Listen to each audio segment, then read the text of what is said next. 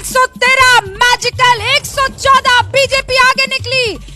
पल पल पासा बदल रहा है। बीजेपी 113 114 होती हुई अभी कांग्रेस 96 पर, जेडीएस 14। इस वक्त जानकारी बदलता हुआ और बहुमत के आंकड़े से आगे निकलती हुई बीजेपी इस वक्त देखिए किस तरीके से 113 के आंकड़े को क्रॉस करते हुए बीजेपी 115 पर पहुंच गई है। कांग्रेस का आंकड़ा 100 से भी नीचे फिसल गया है। 96 पर कांग्रेस पहुंच रही है, जेडीएस 13 पर है। तो क्या बीजेपी यहां पर बड़ा उलटफेर करने जा रही है? क्या डबल इंजन की सरकार अपना रंग दिखाने जा रही है?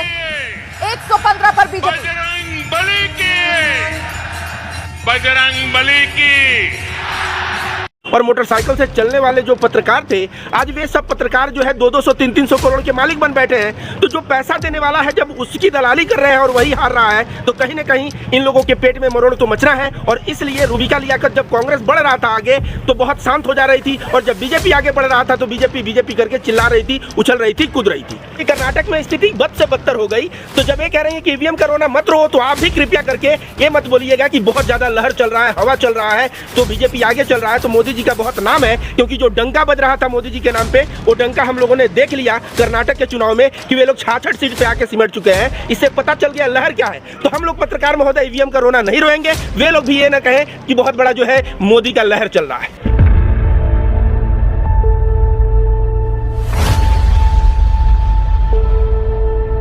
वाले हैं कि जो कर्नाटक इलेक्शन के रिजल्ट सामने निकल करके आ गए हैं, और उसके बाद से ही देखा जा रहा है जब कर्नाटक इलेक्शन में कांग्रेस की जीत हुई है, उसके बाद गोदी मीडिया के जो गिद्ध पत्रकार हैं, चाहे वो रूबिका लियाकत हो, चाहे अमित देवगन हो, चाहे अन्य कोई पत्रकार हो, उनके पेटों में दर्द मचा हुआ है। तो हम रविकांत भारती जी से जानना चाहेंगे कि गोदी मीडिया क्यों परेशान है? अगर कांग्रेस की जीत हुई है तो इसमें तो पत्रकार के नाते उनको अप्रिशिएट करना चाहिए था, तो वो क्यों परेशान हो रही है? तो आप सभी को पता होगा कि गोदी मीडिया अपनी आत्मा बेच चुकी है, और आत्मा बेच के जो है एक पार्टी विशेष की चाटुकारिता करती है।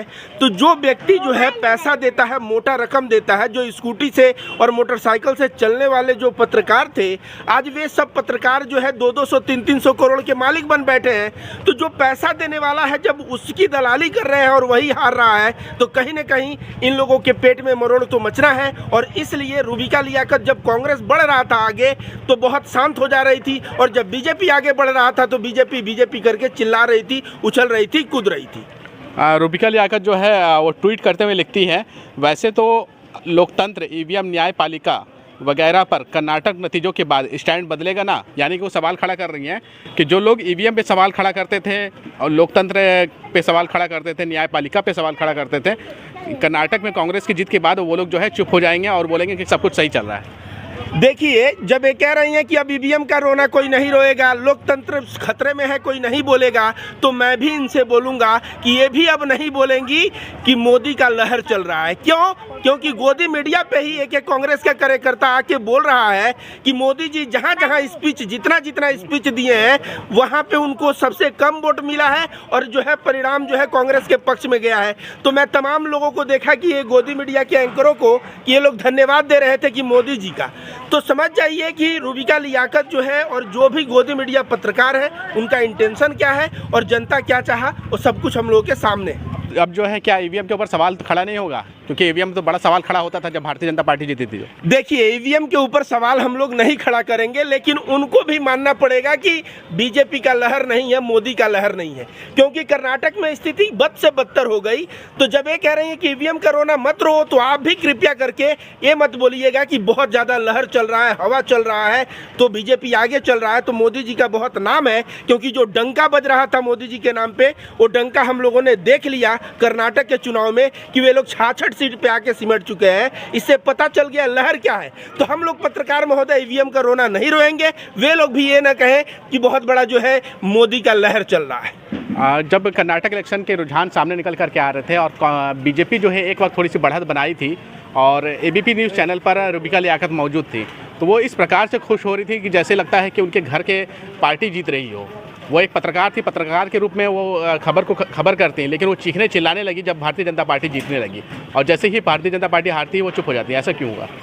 देखिए, ये लोग जो है ना गोदी के नाम पे सिंदूर करने वाले लोग हैं, और जब ये विधवा हो रहे हैं, जब देख रहे हैं कि पार्टी हार रही है, मायूस हो जाएंगे। और लेकिन जब देख रहे हैं कि जीत रहा है तो उछल कूद कूद के बोलेंगे बीजेपी बहुमत बना लिया, बहुमत बना लिया। तो कल जो है इन लोगों ने ठीक वैसा ही किया है। क्या हुआ, रूबिका लियाकत ने कहा कि बीजेपी आगे चल रहा है, आगे चल रहा है। 15-20 मिनट बाद क्या हुआ, हवा निकल गया। तो इसलिए कहा जाता है कि शुरुआत में ही बहुत ज़्यादा फूलना नहीं चाहिए, नहीं तो जो फूलता है वो फटता भी है। इनका जो है हवा जो है पंचर कर दिया कोई, और अंत में इन्होंने बता दिया कि बीजेपी 66 और कांग्रेस कितना पे 136 पे आ गया। कल देखा गया है कि जब चुनाव के रिजल्ट सामने निकल करके आ रहे थे और कांग्रेस बढ़त बना रही थी, तो इन्हीं मीडिया चैनलों पे देखा गया कि राहुल गांधी को गायब कर दिया गया, साथ ही साथ नरेंद्र मोदी को भी गायब कर दिया है। लाया किनको किया गया, नड्डा जी को और खड़गे जी को।